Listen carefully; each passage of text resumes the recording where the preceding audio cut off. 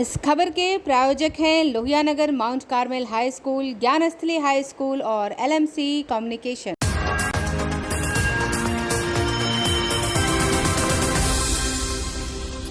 रात 8 बजे की खबर में आप सबका स्वागत है। मैं हूं प्रकाश चंद्रा और आप देख रहे हैं आंखें न्यूज 24।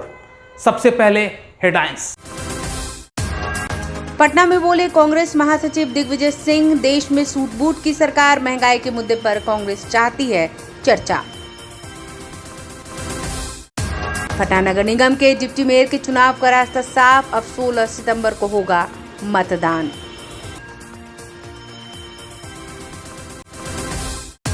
सर्किट हाउस में रहने वाले लोगों को अब पहले से ज्यादा रुपए करने होंगे खर्च। सरकार द्वारा जारी किए गए पत्र में किराए का निर्धारण 3 श्रेणी में। विधि मंत्री प्रमोद कुमार ने कहा, सरकारी खजाने पर पहला हक आपदा पीड़ितों का, सीधे ट्रांसफर हो रहा है 6000। बिहार में पहले चरण के पंचायत चुनाव के लिए अधिसूचना जारी, 8 सितंबर तक दाखिल किए जाएंगे नामांकन पत्र। अब खबरें विस्तार से।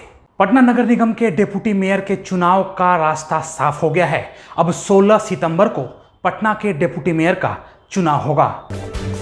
बिहार राज्य निर्वाचन आयोग ने पटना नगर निगम के डिप्टी मेयर के चुनाव की तिथि की घोषणा कर दी है। 1 महीने से रिक्त पड़े डिप्टी मेयर के चुनाव का रास्ता साफ हो गया। अब 16 सितंबर को मतदान होगा। 31 जुलाई को अविश्वास प्रस्ताव के बाद डिप्टी मेयर मीरा कुमारी का पद चला गया था, जिसके बाद से पद रिक्त था। डिप्टी मेयर के लिए अगस्त माह के अंत तक चुनाव संपन्न हो जाना था, मगर कुछ तकनीकी वजहों से चुनाव में देरी हुई और अब राज्य निर्वाचन आयोग ने चुनाव की तारीख मुकर्रर कर दी है। इस संबंध में नगर निगम के सशक्त स्थायी समिति के सदस्य इंद्रदीप चंद्रवंशी ने जानकारी दी कि राज्य निर्वाचन आयोग की तरफ से डिप्टी मेयर के चुनाव को लेकर स्वीकृति आज मिल गई है और तारीख भी तय हो गई है। ऐसे में नगर निगम चुनाव की तैयारियों में जुट गया है। डिप्टी मेयर के लिए कौन कौन उम्मीदवार खड़े हो रहे, अभी इसकी जानकारी नहीं है। आने वाले दिनों में जल्द ही यह साफ हो जाएगा डिप्टी मेयर पद के लिए कौन कौन से पार्षद अपना भाग्य आजमाइश करेंगे। उन्होंने कहा कि नगर निगम में डिप्टी मेयर का पद रिक्त होने से कार्य में कोई विशेष बाधा उत्पन्न नहीं हो रही है। नगर निगम में सभी फैसले लेने का हक स्टैंडिंग कमेटी के पास है, इसलिए डिप्टी मेयर के एक वोट का कोई विशेष प्रभाव नहीं पड़ता है, मगर उनका ओपिनियन बहुत मायने रखता है। इस वजह से नगर निगम लगातार चाह रहा है कि जल्द से जल्द डिप्टी मेयर का खाली पद भरा जाए। चुनाव का रास्ता साफ होने के बाद सभी पूर्व चुनाव को लेकर प्रत्याशियों के चयन की प्रक्रिया में जुट गए हैं। ब्यूरो रिपोर्ट आंखें न्यूज 24। बिहार सरकार के विधि मंत्री प्रमोद कुमार ने कहा है कि सरकार के खजाने पर पहला हक बाढ़ पीड़ितों का है। उन्होंने कहा कि अब जनता के खाते में सीधे 6000 रुपए ट्रांसफर किए जा रहे हैं।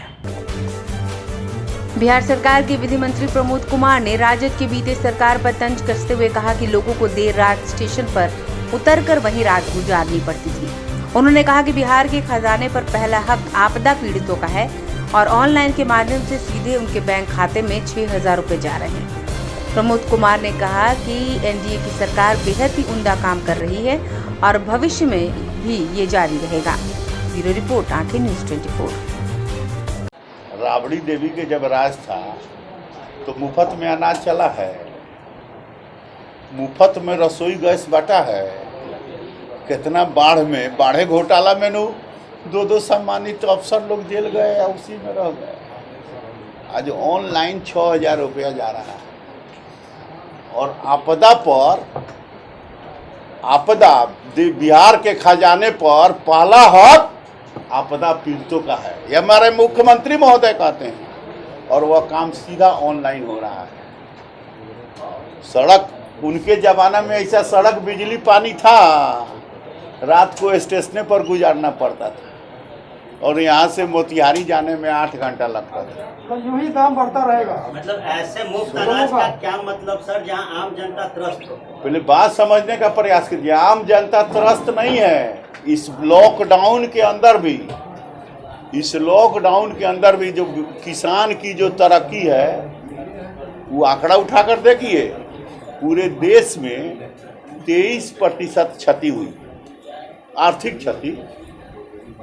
लेकिन किसान के क्षेत्र में किसान की आमदनी और किसान की उत्पादन में बढ़ोतरी हुई।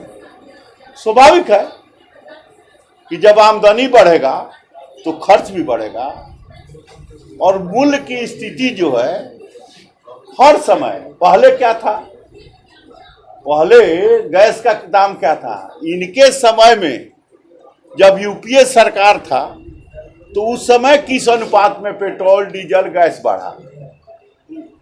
इन्होंने तो गरीबों को रसोई कनेक्शन नहीं दिया।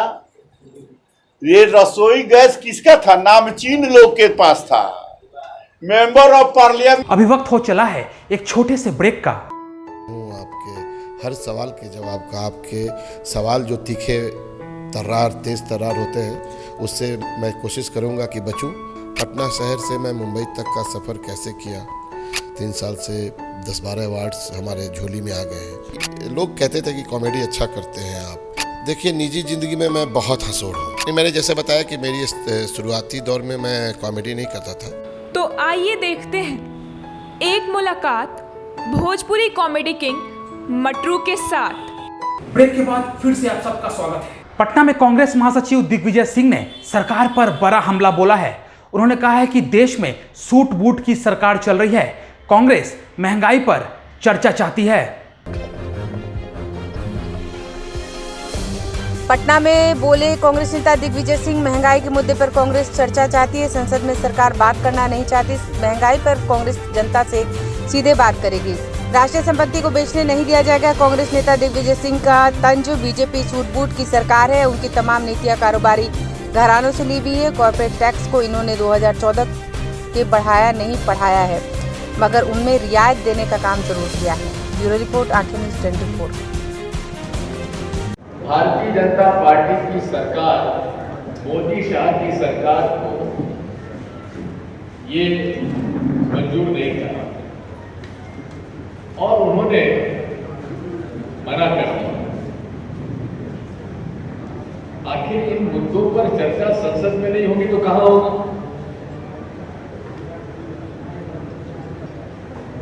एक तरफ यूपीए सरकार में और उसके पहले कांग्रेस पार्टी की सरकारों में जब इस प्रकार के जनता से जुड़े हुए मुद्दों पर चर्चा की मांग की गई, चर्चाएं हुई, बहस हुई, उन्होंने विपक्ष ने अपना पक्ष रखा, सरकार ने अपना पक्ष रखा और जनता के सामने ये बात कही। लेकिन मोदी शाह की जोड़ी जो है पूरे तरीके से सत्ता का केंद्रीकरण उन्होंने कर रखा है। बिना उनकी मर्जी के कोई चर्चा ना लोकसभा में ना राज्यसभा में हो सकता। इसीलिए एआईसीसी ने यह तय किया है कि वे अलग अलग प्रांतों में अलग अलग लोगों को भेजेंगे। आज की जो समस्याएं हैं और इस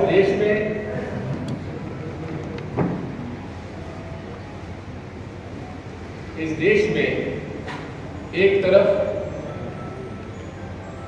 महात्मा गांधी, पंडित जवाहरलाल नेहरू, सरदार वल्लभ भाई पटेल और राम मनोहर लोहिया में शामिल मैं करूँगा, क्योंकि ये सब सोशलिस्ट विचारधारा के लीडर्स थे।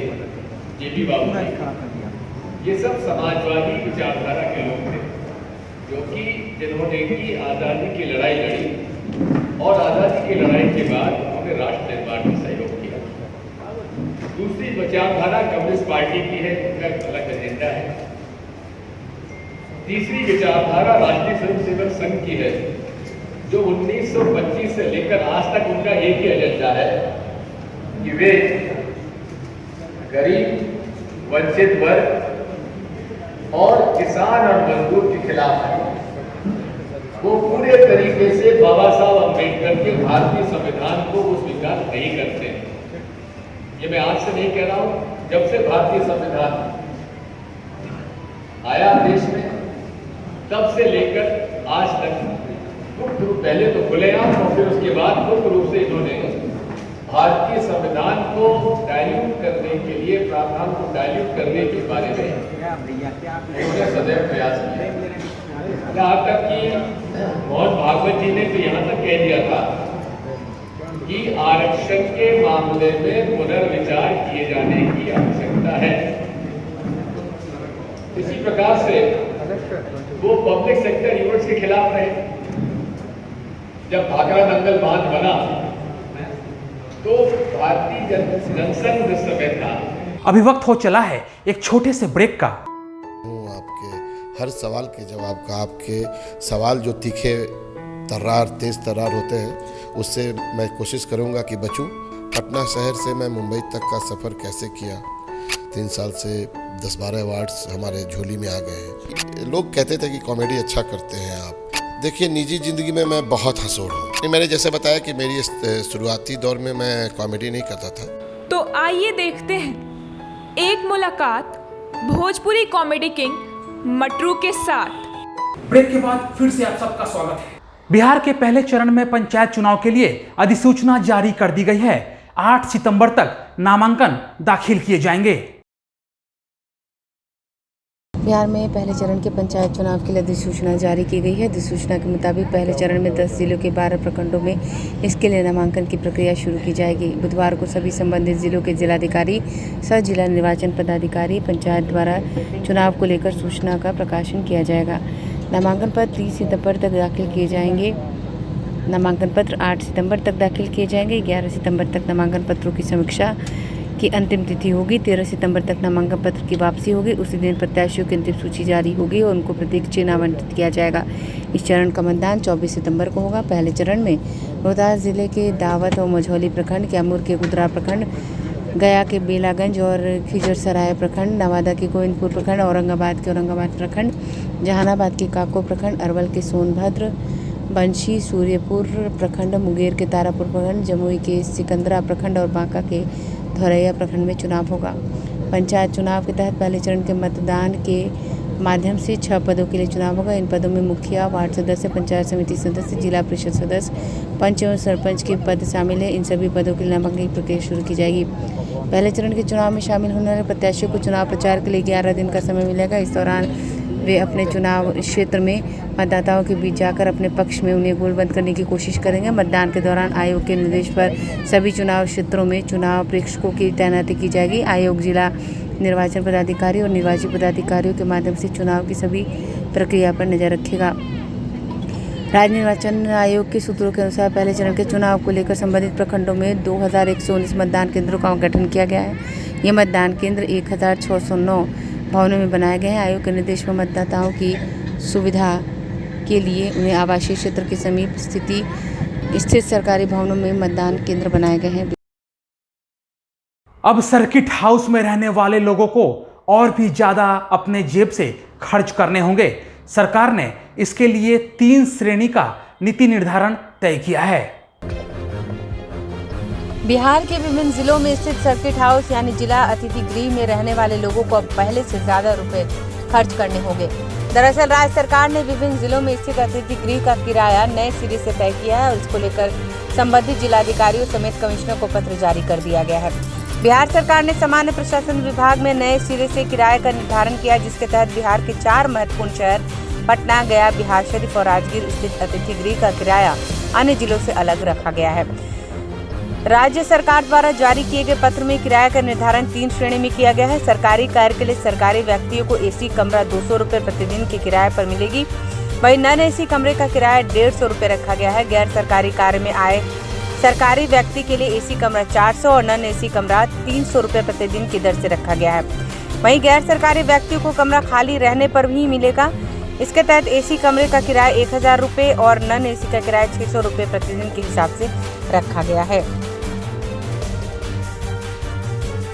देखिए, हमारे माननीय मुख्यमंत्री जी का इच्छा है कि इको टूरिज्म को बढ़ावा दिया जाए। इसमें सबसे पहले उन्होंने वाल्मीकि नगर, जो पश्चिमी चंपारण जिले में आती है और बॉर्डर एरिया, तो उस समय वहाँ पुल का निर्माण हो रहा था। जवाहरलाल नेहरू हमारे प्रधानमंत्री थे, शिलान्यास किए थे।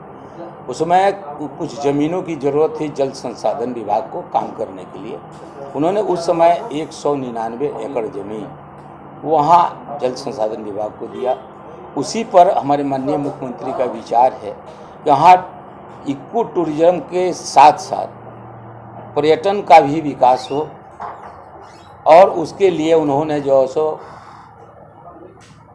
जल संसाधन मंत्रालय को कहा कि साहब आप अपने स्तर से इस ज़मीन को कोई मैंने जो भी योजनाएं जो सरकार की बन रही हैं, इको टूरिज्म हो या पर्यटन का हो, तो हमारे वन विभाग के मंत्री नीरज कुमार जी ने इस पर अपनी बात को रखी। कहा उन्होंने कि वहाँ बच्चे लोगों को खेलने के लिए स्विमिंग पूल हो और वहाँ जो सो बच्चे को खेलने के लिए वहाँ सब व्यवस्था हो और आपका बागवानी भी हो, जहाँ लोग जाएं तो वहाँ देखें। तो हमारे माननीय मुख्यमंत्री का था कि कन्वेंशन हॉल भी बनना चाहिए। फिलहाल के लिए इतना ही। आप देखते रहिए आंखें न्यूज़ 24, नजर हर खबर पर।